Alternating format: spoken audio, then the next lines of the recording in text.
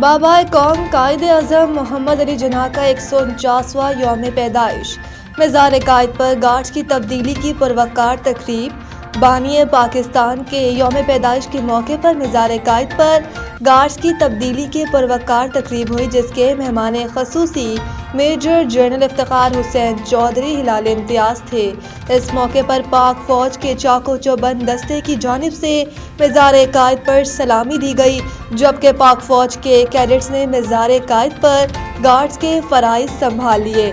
بانی پاکستان کے یوم پیدائش پر آج دن بھر سرکاری اور غیر سرکاری سطح پر تقاریب منعقد ہوں گی، جس میں بابائے قوم کی مسلمانان ہند اور پاکستان کے قیام کے لیے کی جانے والی انتھک اور ناقابل فراموش خدمات کو خراج عقیدت پیش کیا جائے گا۔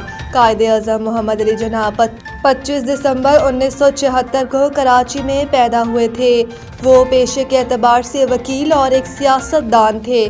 انہوں نے اپنی قائدانہ صلاحیتوں سے ایک آزاد ریاست کا خواب حقیقت میں بدلا۔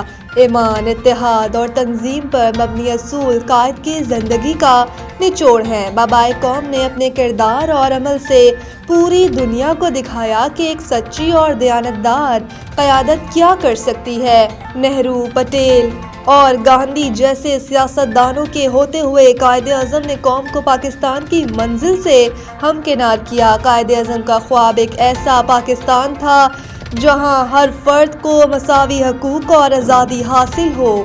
قائد اعظم محمد علی جناح دنیا کی چند ان شخصیات میں شامل ہیں جنہوں نے تاریخ کا دھارا موڑ دیا اور دو قومی نظریے کی بنیاد پر مسلمانوں کو علیحدہ وطن دلایا۔ مسلمانوں پر ان کا یہ عظیم احسان کبھی بھلایا نہیں جا سکتا۔